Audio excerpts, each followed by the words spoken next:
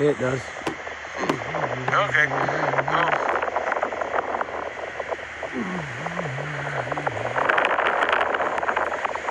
head to my dungeon. Hey there, everyone. Thanks for joining us here on ClickOrlando.com. I'm News 6 meteorologist Samara Kokinas. A weak front passed by us and now as well to the south. It's going to be staying there over the next couple of days as it stalls out. But high pressure across the Carolinas, that will continue to move east. And as it does, it's going to shift our winds out of the east. And eventually, we'll see more of a southeast flow, which will help increase moisture and our small chances for rain. So let's take you hour by hour through this evening. I think for the most part, we're going to stay rain-free with under partly cloudy skies as we head into the overnight hours.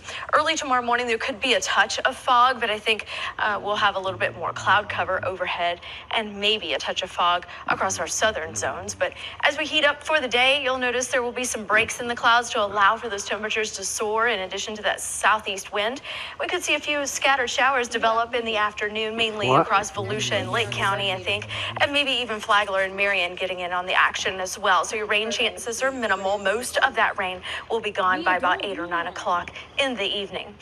Rain chances as we head into the upcoming week look a little bit more favorable come Thursday. So until then, we're talking 20 and 30%, a few dry days, and then 40% there on Thursday. So not too bad of a forecast. We definitely need the rain. Your overnight low will be 70 in the City Beautiful. Patchy fog is possible across our southern zones. Then as we head through the day tomorrow, notice your high temperatures soars to 90 degrees. Definitely above average for this time of year. A few scattered showers in the second half of the day. Now let's get some results and show you your pinpoint accurate 7-day forecast. Look at Monday and Tuesday. It's getting hot, folks. 95 by Tuesday. It'll feel like 97. What? 95 degrees is actually about 10 degrees above average. It stays pretty steamy in the 90s through Thursday with a better chance of rain. They got to sell that by global Thursday warming. by 40%. We're back to the mid-80s as we head into next weekend. That's your pinpoint accurate forecast. Thanks for logging on. You're now up to date. Some big news I've been waiting to bring to all of you. I want to make sure I digested all of the information, and we'll be having Jeremy Corbell here on the show in the next week or two to explain further, but wanted to make sure that we brought it to you. So the Defense Department, let's put this up there on the screen, has confirmed a leak video of an unidentified aerial phenomena that they say is real. Now, this is a 2019 video. Let's put this up there on the screen. This video shows 3 triangle-shaped UFOs, which were filmed from the deck of a U.S. Navy craft, which was taken with cell phone video and was reported in 2019.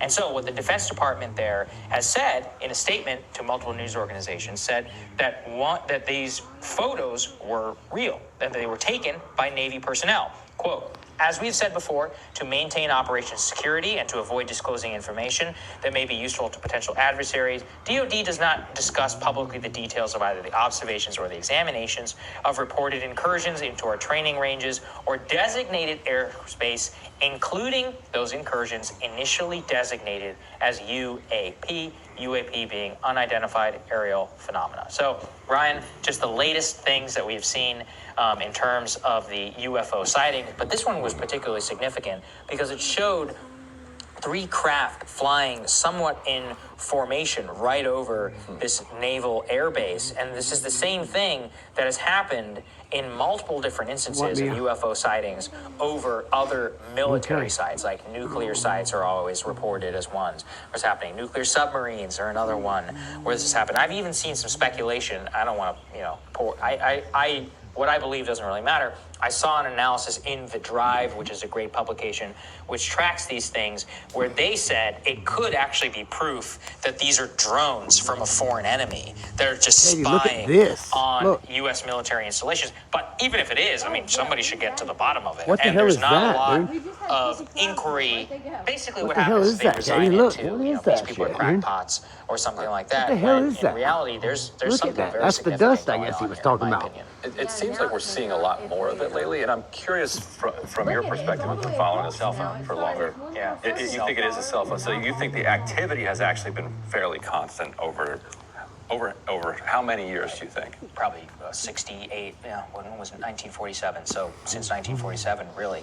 And look. But now we're capturing it. Now we're capturing it. There's always been some photographic evidence, and there's been a lot of cover-ups in terms of what the government there has been saying. But one of the ones that I showed you, the last time that you and I talked about UFOs, was that object, which was again captured with, and that's the other thing, is as high-def cameras began to get better, and you can snap a picture from a cockpit, the one leaked photo that came out showed that one object off in the side. Some people thought it was a balloon, but I think that explanation doesn't hold ground, as at least from What's what she I've looking seen. for? Allegedly, there's another photo Oh, inside I thought she was the talking U.S. about one of the government, which is drones highly flew away. classified, which is just totally crazy. Much closer up, but that one hasn't leaked yet. DoD sources and others have confirmed it was real. It was made known to me that some of our coverage actually has been discussed in the DoD. That's all I can really say about that. But people are paying attention as to what exactly is going on here. And I think this is probably the most significant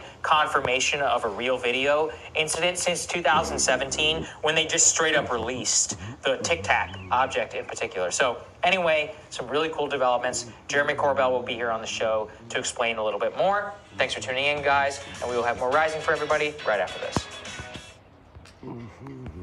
Tonight, fighting COVID with a major new ban on travel to the U.S. President Biden imposes new restrictions on people traveling here from India, now the world's epicenter. Well, in the U.S., more of the country opens as the India's pandemic struggling, eases. man. Disneyland welcoming limited numbers for the first time in over a year. Tens of thousands expected at tomorrow's Kentucky Derby. The deadly stampede in Israel, at least 45 crushed to death, multiple Americans among the dead during a religious celebration. Shocking new revelations about a murdered U.S. soldier. The Army's unrelated finding that Vanessa Guillen was also sexually harassed and mistreated by a supervisor. The long road home from Afghanistan. It was supposed to happen during the president's first 100 days. Now the deadline is September 11th. Years after we were there for the buildup, some worry about the new risks from the Taliban, Al-Qaeda, and ISIS. Auto loan nightmares, our NBC News investigation of a major lender to buyers with poor credit, badgering calls, repossessions. But now a huge settlement and the CEO stepping down. What to do if you think you've been treated unfairly. And where's the chicken? What's behind the big shortage that's forcing us to wing it? This is NBC Nightly News with Lester Holt. Good evening, everyone. We're getting there. Here in the United States, every day, new signs of recovery and normalcy for a nation clamoring to be done with COVID. From the reopening of Disneyland to cruise ships planning to set sail again, we are better but not healed, though. Still losing on average 670 people a day. A steep drop from the start of the year, though. Vaccinations making their mark. Roughly 145 million getting at least one dose to date. The 7-day average of hospitalizations at 36,000. But tonight, health authorities here also keeping a sharp eye on the worsening COVID situation in India.